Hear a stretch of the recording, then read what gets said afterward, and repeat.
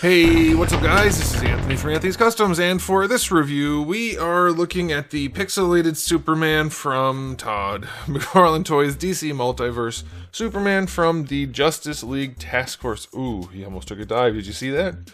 Justice League Task Force batch of figures, which is, I think, grossly underwhelming and not desired by many. That's my guess. I actually like him, I think, more than most people, but I don't think you guys seem to like him very much at all. This figure surprisingly has some good stuff going on, though, so we're going to talk about it. So let's go ahead and get him off the stand and take a closer look. So before I show you the figure, I do want to show you my package. It is the standard package, almost. It's nice looking at the bottom, but then when you get this yellow and orange part, it looks pretty garbage, if you ask me. I get what they're going for, but it doesn't really mix. The two things don't go together, if you ask me. But it's whatever. I like this style. Like, this is so 90s looking to me. I like that. It's a shame the figures don't match this, because that would be cool.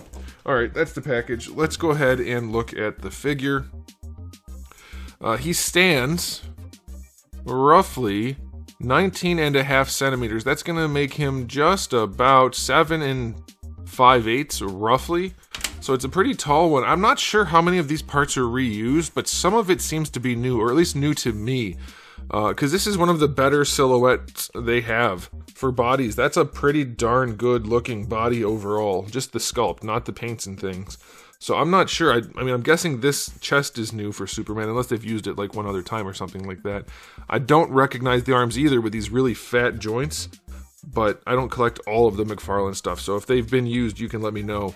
But this guy is in stock at Big Bad Toy Store. If you want one, you could definitely do some repainting on this guy and turn it into, and probably a head swap, and turn it into a pretty darn good figure, I think.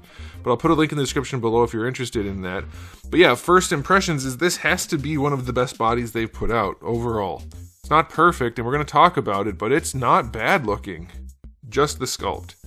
But let's go ahead and get into the paint. Let's do a question of the day. Are you guys completely not into their idea of pixelation? Because it's definitely a strange thing. Their Batman looked pretty good for what it was. Flash looked terrible. I don't think I've uploaded that by the time you're seeing this, but I will do it. Flash looked like garbage. This one's not terrible. I think they went a little bit too heavy on the hot spots. He's basically white, which I get they're trying to match the sprites, but it's not the same thing, and it doesn't really come across the same way, so there's that. But, I mean, the technical aspect of it is it's not bad. Like, they did do the pixelation fairly well. It just doesn't really translate to the figure the way I think they intended.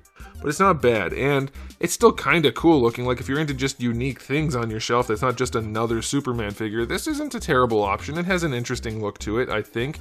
Now, the downside is it has this head on it. Oh, man, I don't know what... I mean, I do know what they were thinking, but I don't know what they were thinking in letting this come out. Like, any one individual aspect of it seems to be okay, at least for the face, but when you put it all together, he looks crazy, and his lips are way too dark, and his hair is just way too much. That's crazy hair.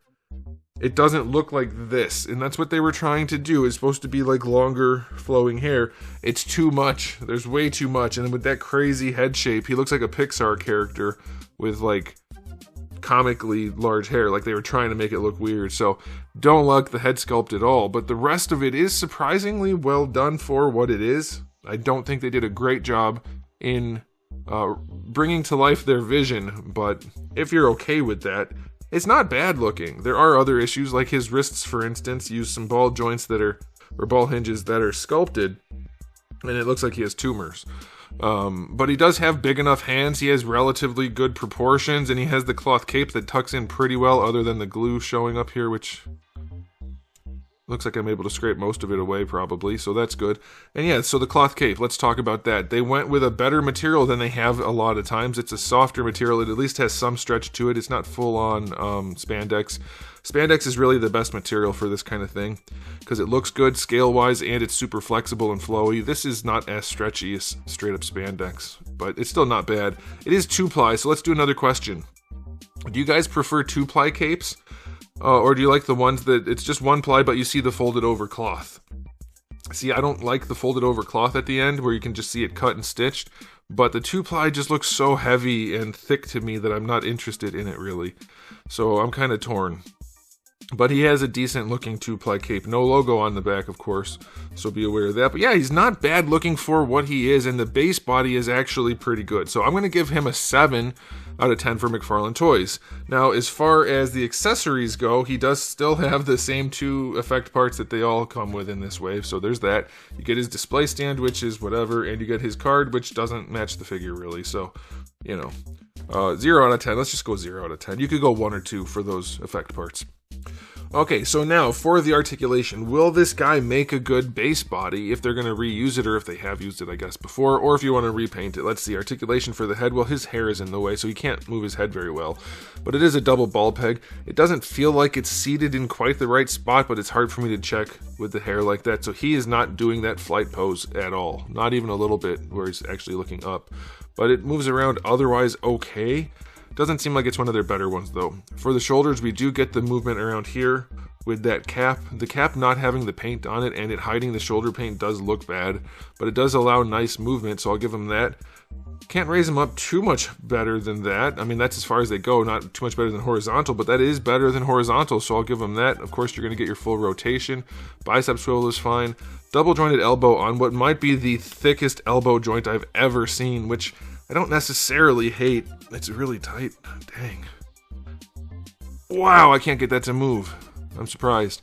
Let's see if this one will. Yeah, that one's going a little bit easier. Yeah, so really good range there. It's actually one of their better elbow joints. It is very thick, which is strange, but not necessarily bad other than the colors don't match. So that's a problem. If you're going to do the hard plastic elbow joint, like this is how I'm going to do my figures when I make them eventually.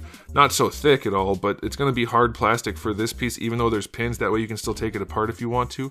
But if you're going to do that, at least put a PVC cap on the back.